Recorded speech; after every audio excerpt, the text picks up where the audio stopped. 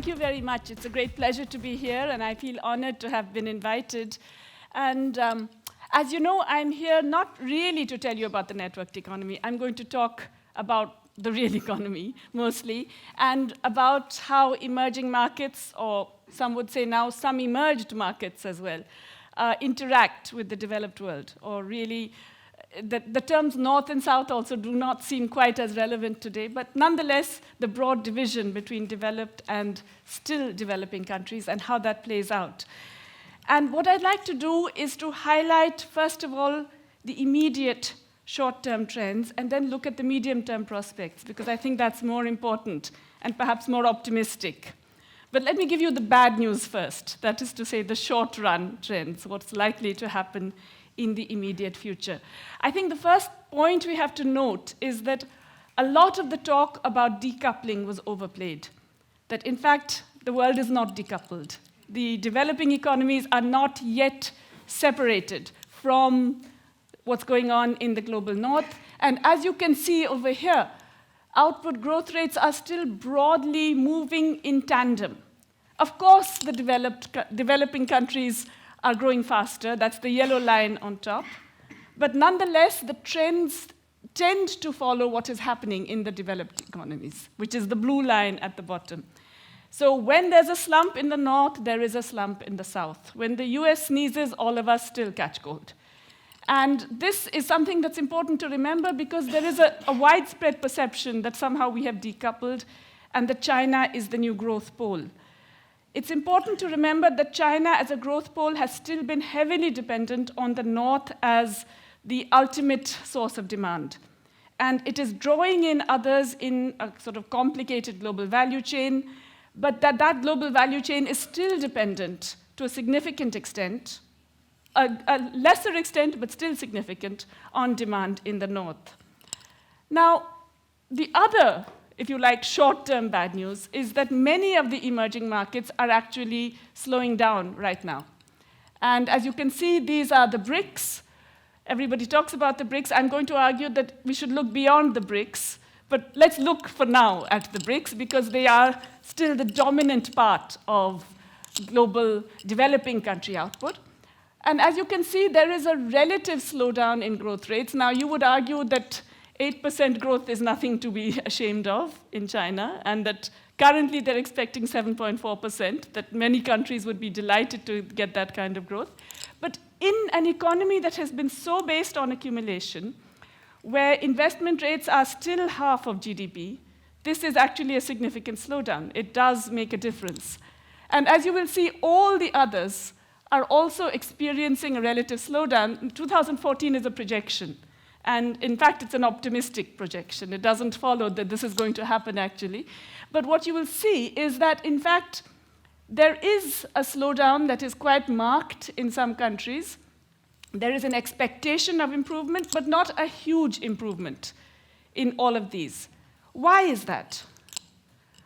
There are, in fact, several short-run risks, not just for the BRICS, but for a number of other emerging countries that are quite significant: Mexico, Malaysia, Indonesia, a number of other countries.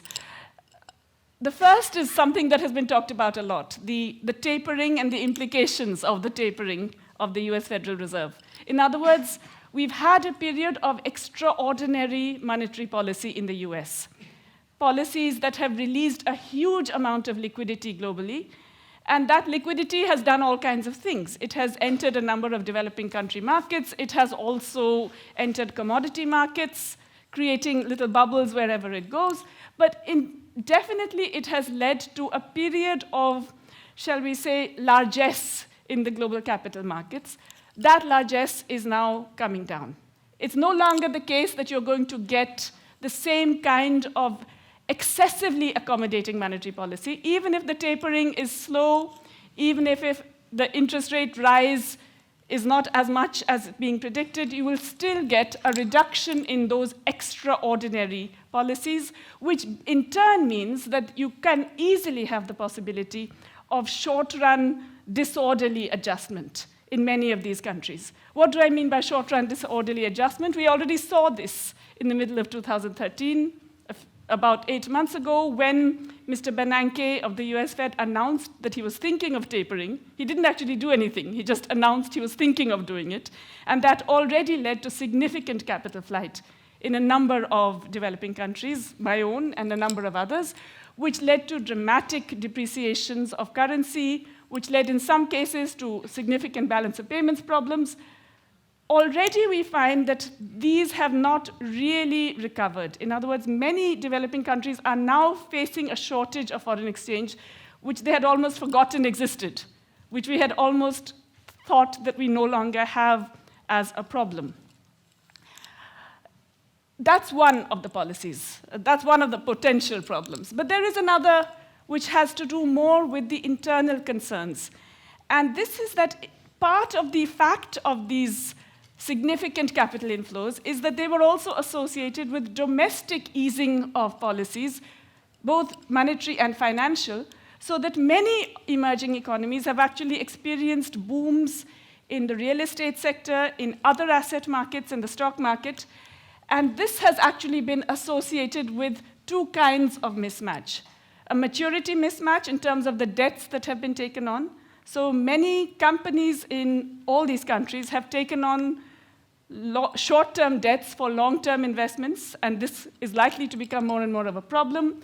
Many have actually directed their investments into the non-tradables, that is real estate, construction, the stock market, and this is going to become a problem when the foreign exchange shortage becomes a problem. And we have a significant emergence of excess liquidity, particularly in the shadow banking industries.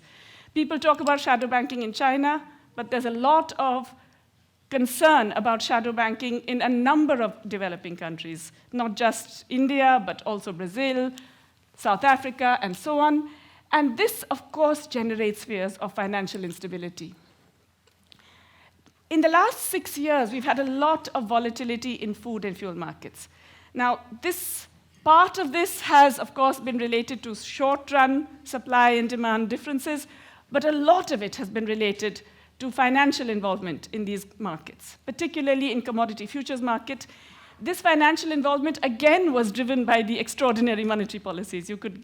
Banks were flush with liquidity at 0% interest, and they could actually get into commodity markets and hope to benefit from asset price rises there. We now still have an unpredictable role of finance, and there are very few other opportunities immediately for finance, and therefore, what's going to happen in the commodity markets is still uncertain. Another very big issue for many other developing countries other than China is precisely the rebalancing that is happening in China. Now, everybody wanted China to rebalance. It was inevitable. It was necessary. But nonetheless, it's a rebalancing that will be painful. Painful not just within China, but painful, in fact, for other developing countries which had been drawn into a production chain that China was, in effect, the leader of. Let me try and explain. Well, I'll come to that in a minute. OK, now, as we've seen, capital flows have been negative for a while. Net capital flows to the developing world have been negative for a while. This is showing us the net transfer of resources, which means the gross capital inflow, and then what developing countries invest back in the north, especially in terms of buying US Treasury bills, but a number of other investments in the north. And as you can see, more or less, the entire developing world has been transferring resources to the north. This is well known, but in the very recent past, the gross capital inflow has also turned negative. And that's significant, because now, in fact, this number is negative not just because countries are holding more and more foreign exchange assets, US Treasury bills or whatever. It's now because the inflows themselves have declined. Commodity prices, I already talked about that. They are declining, and it is possible that they will decline a bit more, especially as the demand from China doesn't increase at the same rate.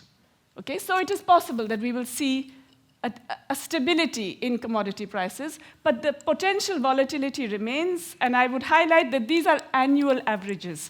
If I had shown you the monthly variation, you would recognize that there is still significant potential for volatility, particularly because of the involvement of financial players whose concerns are not necessarily related to the real economy.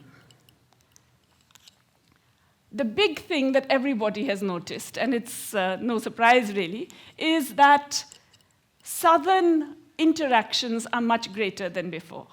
And in particular, as you will see, the share of south-south trade, which is the green segment on top, is dramatically increasing relative to, let us say, north-north trade, which is the light green line just below it.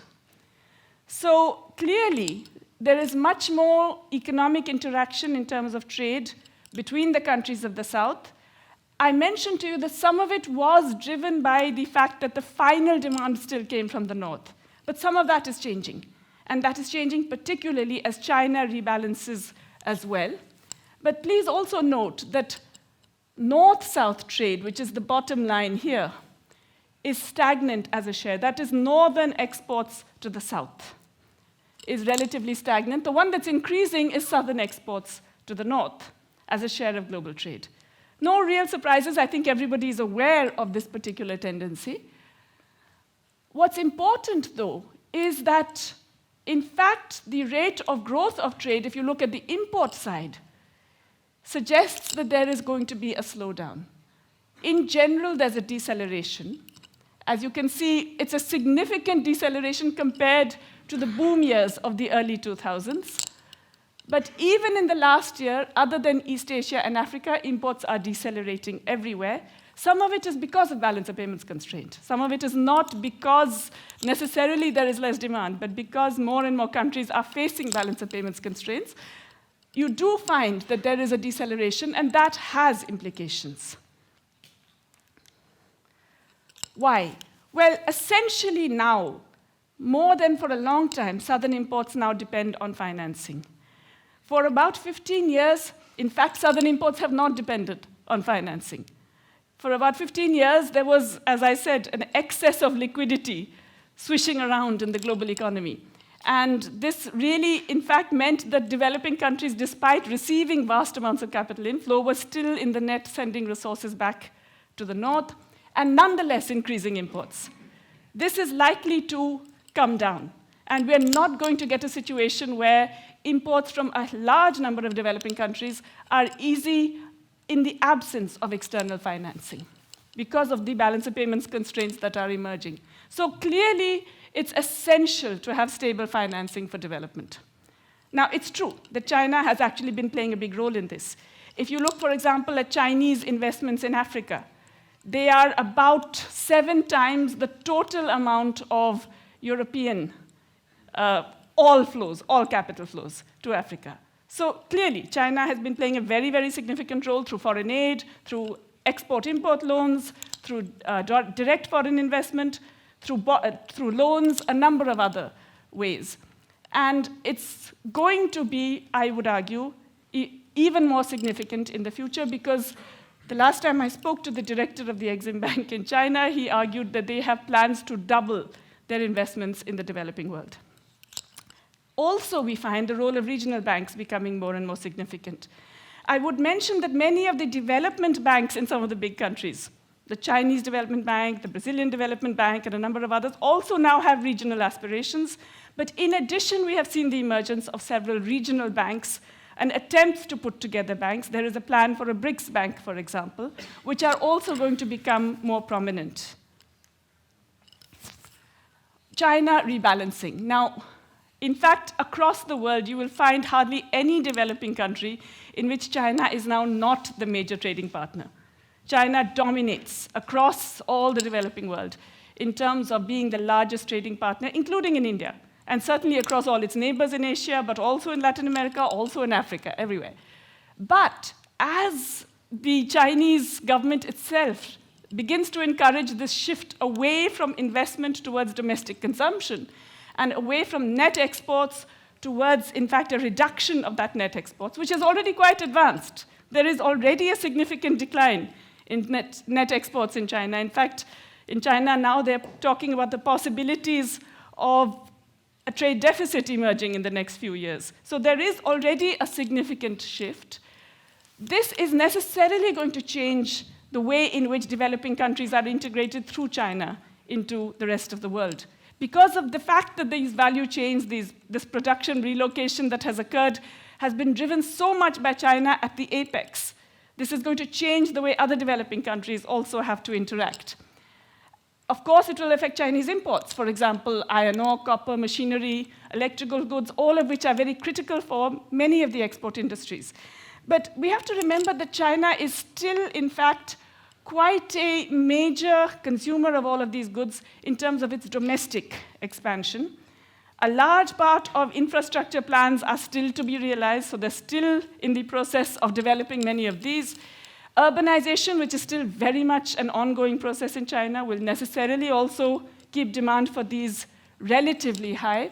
And so this is a slow change, but it is a change, and we have to bear this in mind. Why? Because China's trading partners will have to factor this in. We are no longer looking at the same structure of demand in China that we were looking at even 5 years ago. The next 5 years are going to see a significant change in the structure of demand, and that affects all countries, northern, southern, everybody. You can see already that the share of fuels, that's the bottom light green segment, is growing, as is the share of other manufacturers. But these other manufacturers, I should mention, are less the manufacturers oriented towards net exports to the north, and more the manufacturers that are oriented towards domestic consumption in China.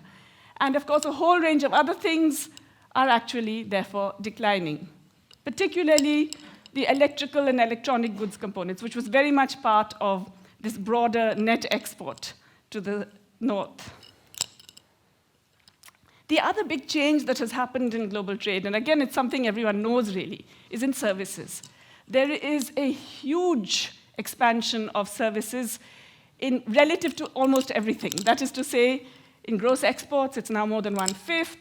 It's almost half of all the value added in trade in goods and services. It's just under half of employment. It is 2/3 of GDP. This is the global figure. And of course, in some countries, it is up to 80% of GDP. And in some countries, maybe around 50%, but 2/3 globally. And it is now the major form of FDI as well. The total stock of inward FDI is 2/3 in services. And developing countries have a growing share of these services. So if you look at it, a very significant change in terms of particularly developing countries. Not so much, a little bit the economies in transition, but really the developing countries per se are now much more significant in both exports and imports of services. But the important thing is that we are still net importers of services.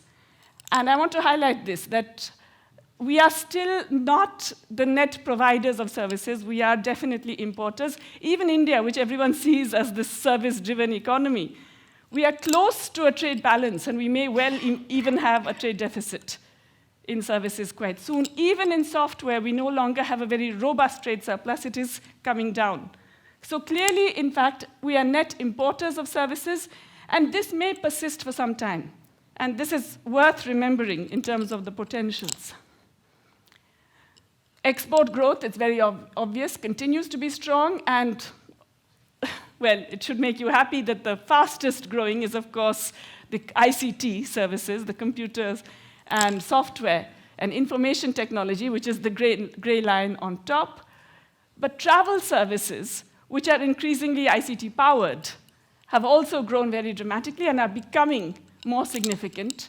And what is important is that the financial services are actually becoming relatively less. That is to say, they are less dynamic than many of the others in terms of the growth.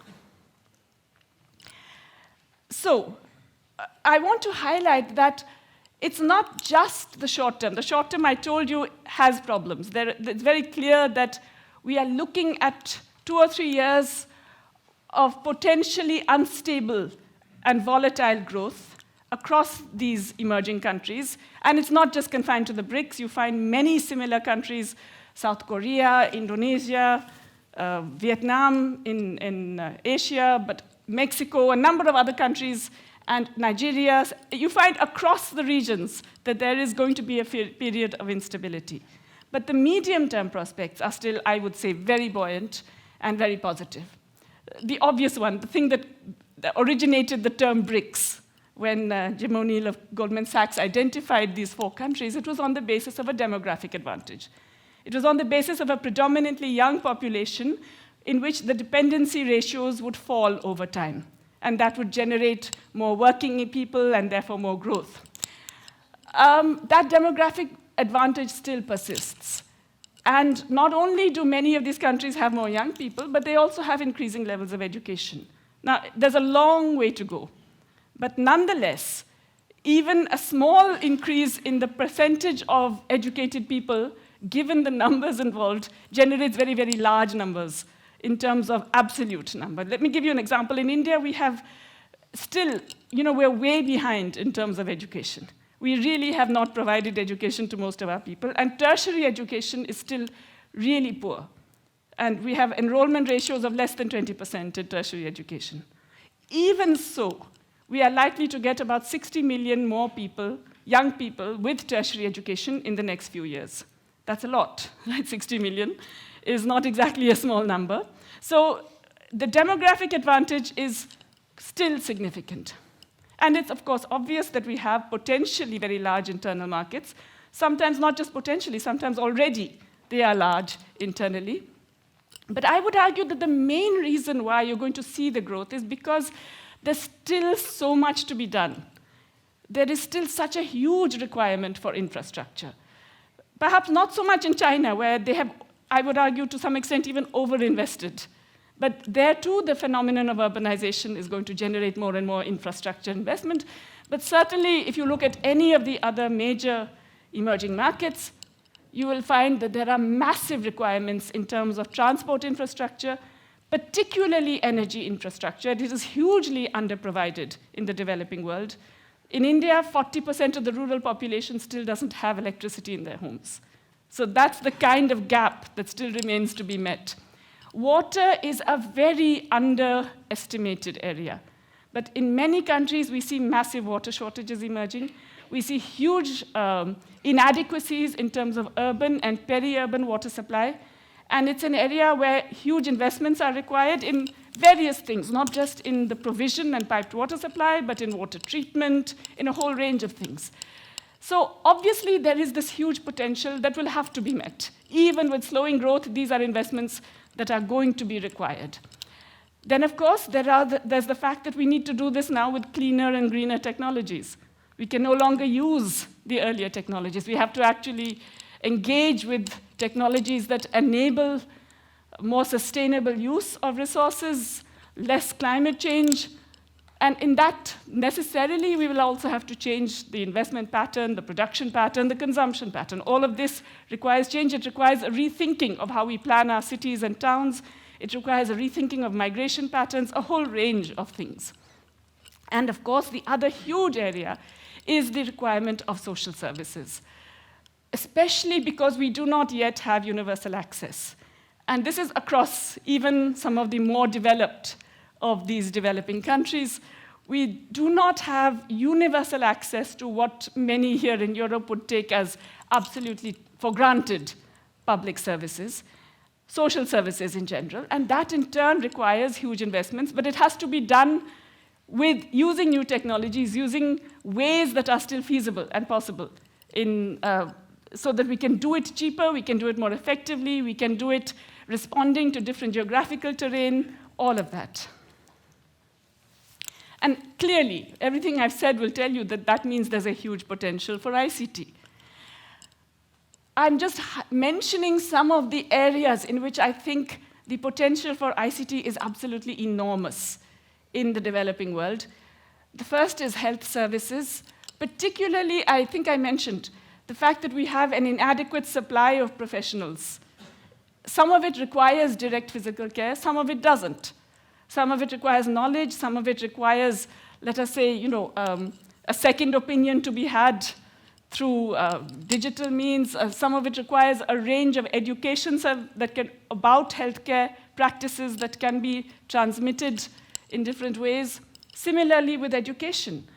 There is, as you probably know, the biggest market for MOOCs is in the developing world, for the mass online courses that have become a very sort of popular. The countries like India show the biggest interest among young people in such online methods of education and information transmission.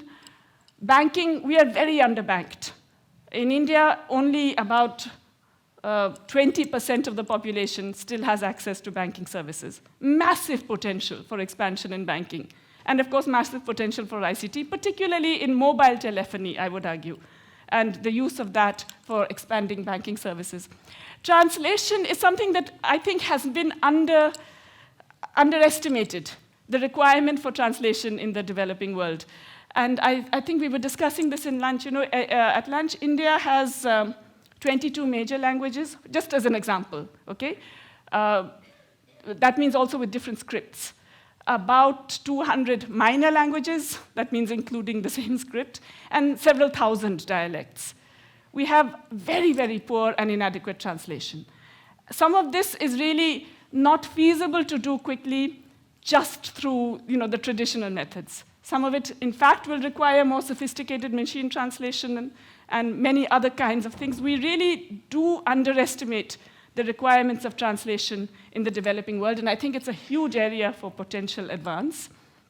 Safety, well, I feel a bit hesitant now that we're living in a world of various plane accidents and various other things going on. Talking about safety is not just a developing country concern, but it is especially also a developing country concern. The improvement of safety, the levels, the standards expected in our countries is rising.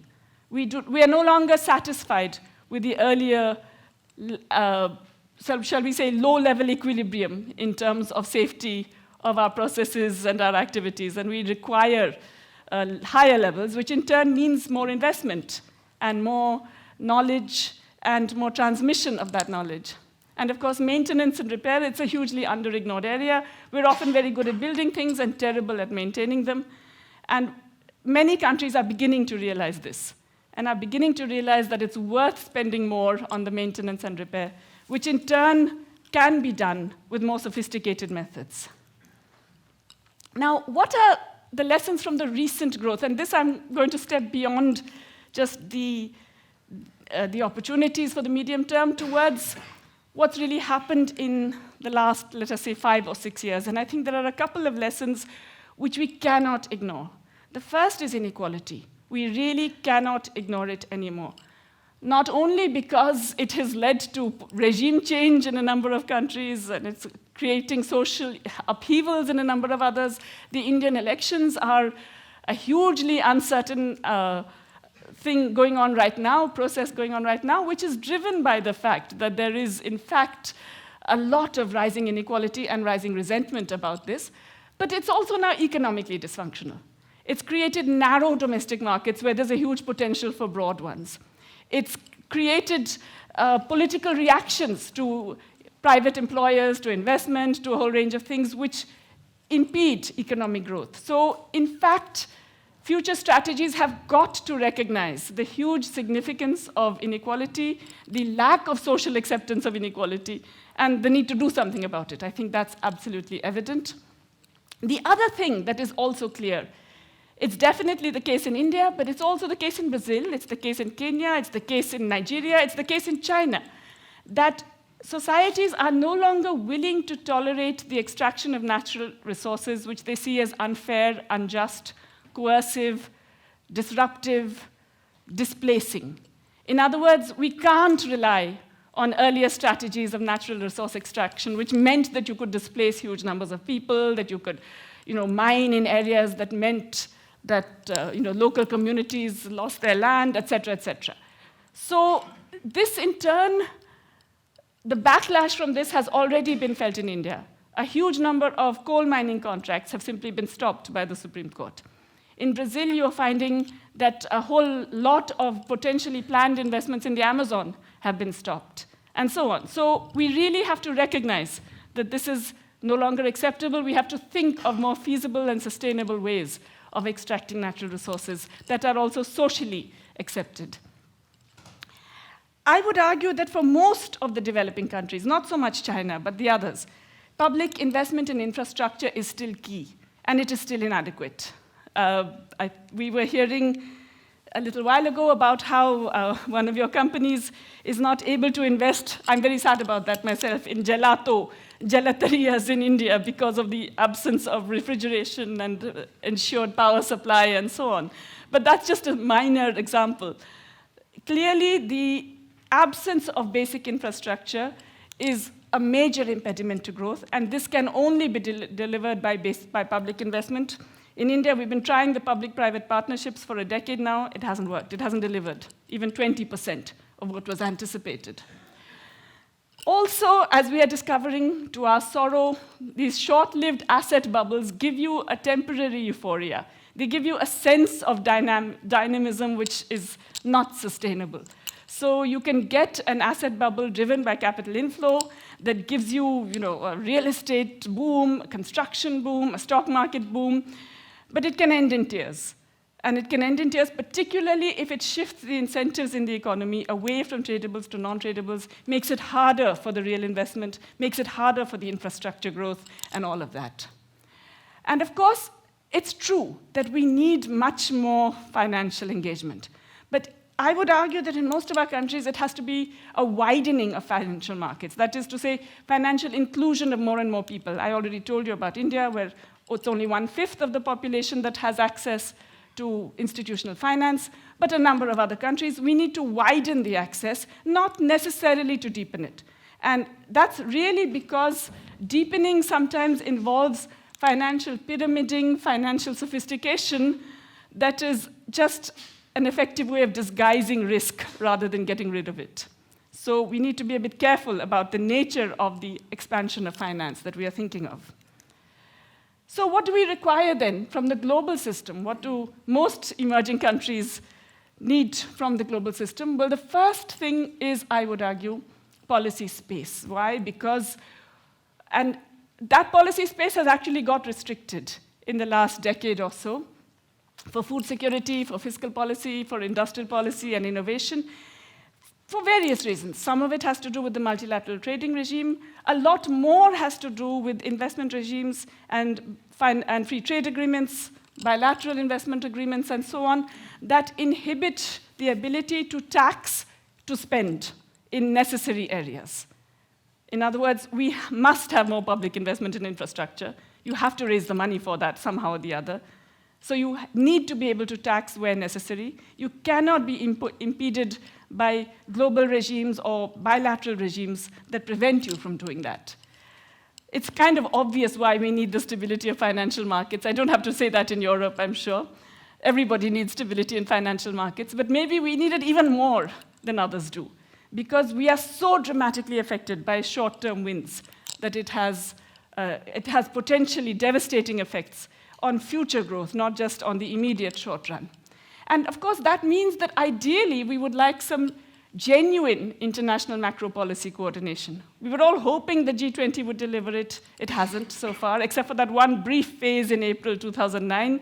Since then, I believe it's been a bit of a disappointment in terms of the coordination of policies. But somewhere, I think the global community has to find it necessary to deliver that kind of coordinated macro policy, because otherwise, we're all going to sink together rather than grow. Okay, thank you.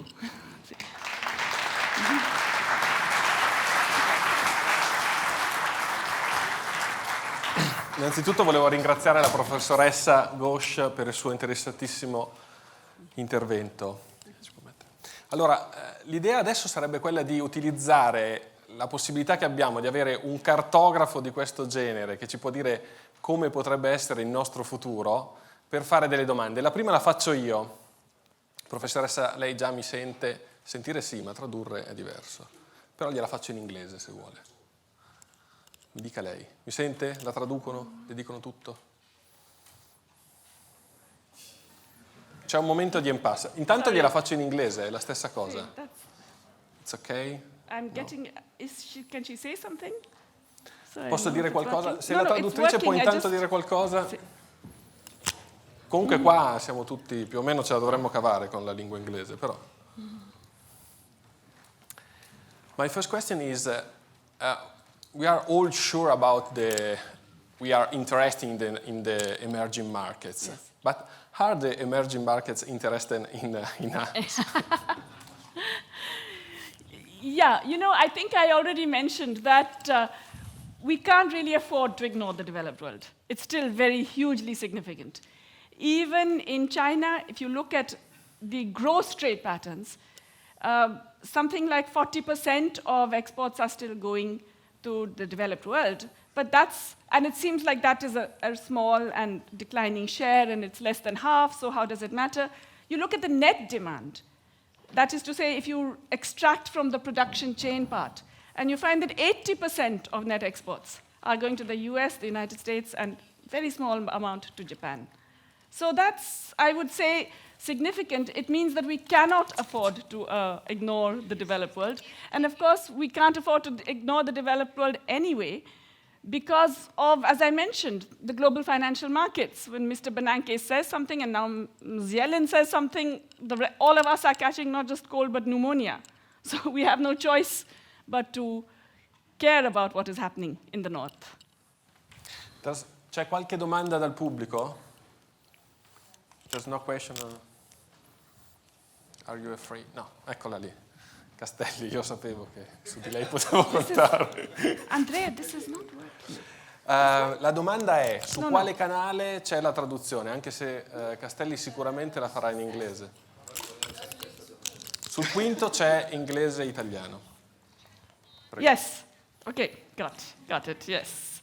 You got it, but yes. I'm going to ask you the question in English. Okay. So, the emerging countries, particularly India and China, have got a very rapid growth, mainly because of cost reasons. And the Western countries have outsourced or offshored these kind of things. But at the same time, people in India particularly, but I've seen this happening also in China, have been educated in the Western world. They've grown in their awareness of being high-value professionals, and therefore they are building up a new social class to a certain extent. This is going to change completely the price advantage that the emerging countries used to have, at least in information technology. So the question is, where these countries are going to find the resources and how they will continue to compete if the price advantage is not there anymore? I would argue that potentially we can keep that price advantage for a very long time because we have a very large population, more and more of whom are becoming educated. The difficulty is to do with the quality of our education. In fact, a concern in both China and India is that the quality of the very top, the category that becomes, if you like, the global professional, there is no significant expansion of that. We need a much larger expansion of good quality institutions. Again, both China and India have begun investing in this. So in India today, we have tripled the number of IITs. We have massively expanded other kinds of engineering education and other formal tertiary education. In China, this has happened already for the last 5 years. I don't believe that what will happen is that the rents received by the top will decline. So I don't think that the cost advantage is going to go away anytime soon. Grazie. Qualche altra domanda dal pubblico? There's a gentleman there. You said that, Giancarlo Capitani, you said that... yes, of course, sorry. Yes. That there is an high potential for ICT, huge potential you mentioned, in some industry sectors. And I think I agree on this. But I think that this implies that there is a parallel fast diffusion of ICT among the population, the potential users. So the question is how to incentivize the diffusion of ICT in a so inequality scenario? One of the fascinating things about ICT, I think, is how quickly it changes. And there was a time when the digital divide was defined by who had a computer and who didn't. But now, almost everybody in any part of the developing world has got a mobile phone, even when they're not literate. And somehow they learn how to use it. And somehow they learn how to use it even to send money. So you find, migrants from Orissa who are not literate, who can use their mobile telephones to send money back home. I think that what you need to do is look at different forms of ICT. And particularly, I think mobile telephony has a huge, huge implication, which is inadequately explored at the moment. Similarly, the number of children who are asking for tablets, now there are programs in a number of countries to have tablet computers made available in schools. The number of children who are growing up getting used to tablets is enormous, and it extends way beyond the people whom we normally see as educated and so on. There are children in village India and village schools, or children in Mexico who are from the slums who are using tablets. So I think we have to change the way in which we think of the use of computers or ICT in general. And I think if companies like yours and others can actually adjust their strategies specifically to deal with tablet use, telephone use, then there's a lot of potential. Thank you. Yes, can you hear me? Yes. You spoke about inequality and the fact that there are jobs in developing countries. There are phenomena in developed countries where companies or governments try to protect jobs and bring back jobs at home, both in design and services. How do you see this pattern to impact the developing countries? It's quite interesting that we have seen precisely what you mentioned. We've seen a kind of shift into a number of activities and then a shift out. Publishing is a classic example. In India, we had an explosion of publishing of the Western companies who realized that, you have perfectly good English-speaking people who can do copy editing, who can do, everything, and that there was a potential then. So there was this massive inflow of relocative investment in the publishing industry, so that all the major publishers, Oxford University Press, Encyclopedia Britannica, everybody opened offices in Delhi. They were then able to push down the wages of the editors and others in the north, who actually started beginning to work from home on a piece rate basis and so on. And so many of these companies have actually reduced their offices in India and gone back. So yes, there is that tendency. There's no doubt about it. And that tendency is also affected by the fact that enough people with good English skills are not coming up quickly, all of that. However, I do think that, what we have seen is an explosion of inequality for a very small category of people in other words, the beneficiaries of globalization in the global south are a relatively small proportion of the population. Now, I think that as education expands and as more skills get created, the wage inequalities will actually come down. We have seen this in Latin America already. Inequalities are coming down. At least half of that is due to a reduction in wage inequality, which reflects the expansion of education the previous decade. So I do believe that some of the wage inequalities will get, or some of the rent premium that people like I and Deepak and others can command because we have access to better education earlier, some of that is going to reduce. That does mean, of course, that in the more globalized world, it's also going to be harder for the educated people of the North. It's harder for all of us who have been beneficiaries of the rent premium in that sense.